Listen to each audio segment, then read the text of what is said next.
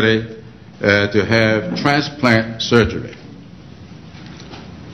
But he was told by the hospital that because he's on Medicare, that his post-operative treatment was going to be limited to 3 years. After that, he'll have to find some way to pay. This man was very emotional today. What we're doing here fixes that, and I do believe that we ought to really be honest with the American people. When we talk about what we are doing with Medicare, we're trying to make sure that Medicare is there for that man and so many others who will find themselves in his position. With that, I'll yield back, Mr. President. Okay, I think this has actually been a very useful conversation. What I'm going to do is move on to the next topic, but maybe after we break for lunch and come back, I want to go through some areas where we decided we agreed. I know the abuse is a good example. Some areas where we still disagree. One thing, John, you shook your head when I said that people would be able to choose the better plan because the notion was, well, people are mandated. Actually, any insurance that you currently have would be grandfathered in so you could keep. And so you could decide not to get in the exchange the better plan. I could keep my Acme insurance, just a high deductible catastrophic plan. I would not be required to get the better one. If I chose to get the better one, it would be 14 to 20% cheaper than if I were going into the individual market. I just want to clarify that issue. Mr. President, if I could clarify, that's for a very limited period of time, number one.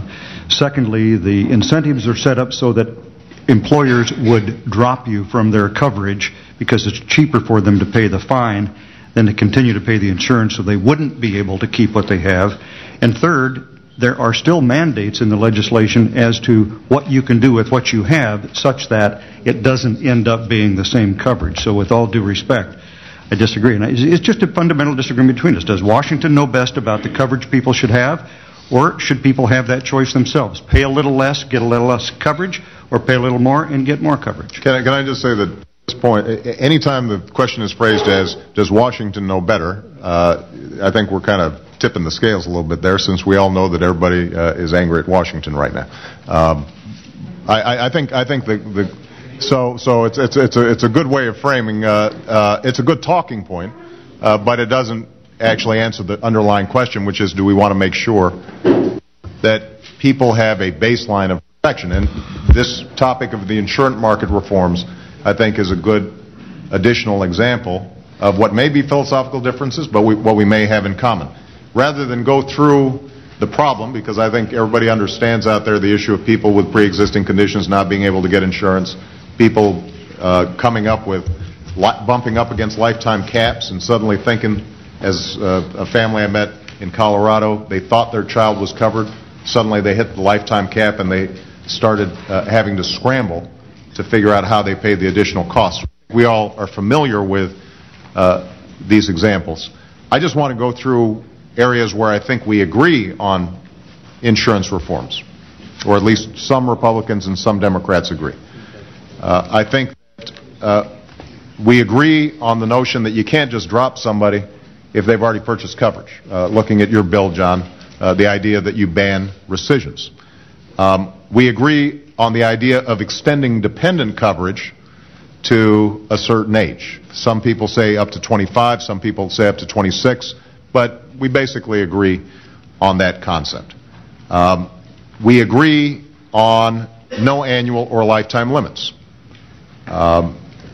We agree philosophically that we want to end the prohibition on pre-existing conditions. I think the thing we're going to have to talk about is, how do you actually accomplish that?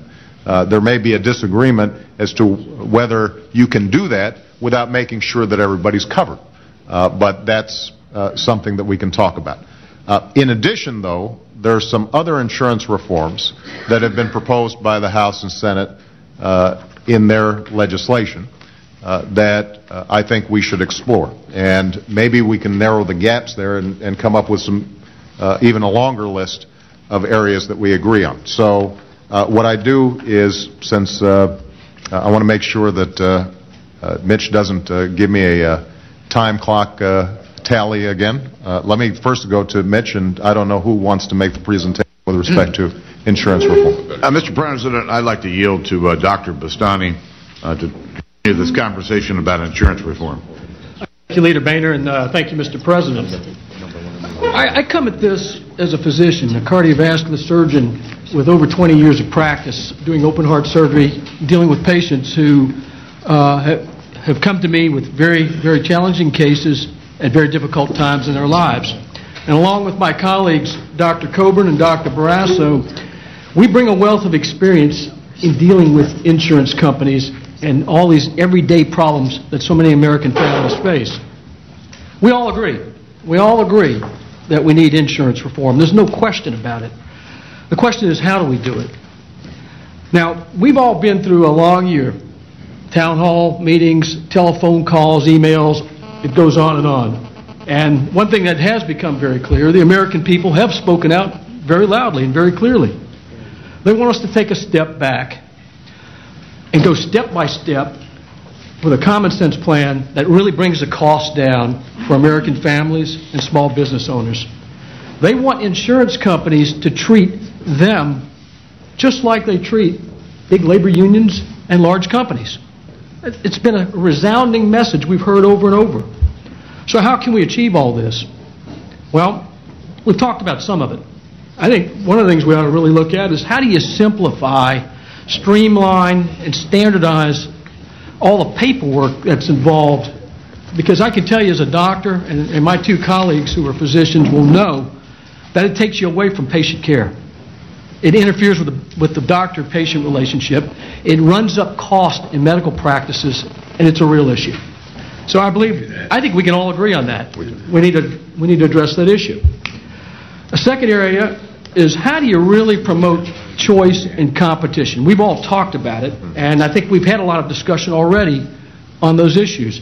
We put forth a plan earlier in the year during debate that actually the Congressional Budget Office showed that it brings down the cost of premiums up to about 10%. And actually for individuals seeking and families seeking insurance in the individual market, those cost savings could even be higher. As opposed to the bill we have here, where we've had some discussion already, and Mr. Camp has already outlined, as well as Mr. Kyle, that this bill would actually raise premium cost. We've talked about small business health plans. You know, again, I ran a small business. It was a medical practice. And when I wanted insurance, when those premiums were going up in double digits every year, I'd call an insurance agent. They would come in. And we had very limited choice. Very limited. And the cost kept going up. Small business health plans is one way to really deal with this and allow for pooling. And where our big disagreement is, frankly, it's with how you do it. And if you create a plan with exchanges that are overly restrictive, it really doesn't, it defeats the purpose. And I believe we can have faith in the American public to figure out, if it's transparent enough, what's their best deal? What's the best deal for a small business owner or a family in this sort of arrangement? The same goes for purchasing insurance across state lines. I think I'm glad to hear our Democratic colleagues agree that this is an approach that needs to be taken to promote choice and competition. But again, we feel that this bill restricts those options too much. And we think we can do it in a responsible way. I believe we probably could come together on this. But I think the existing proposals restrict it far too much. Health savings accounts. These are very, very popular among small business owners and families. And I think the one impediment today is the inability to save enough in these. And I think there are ways that we could promote these health savings accounts and promote real savings that will actually make a difference. It won't solve all the problems, but it's an important insurance reform that I think small businesses will really jump on if we could expand those savings opportunities.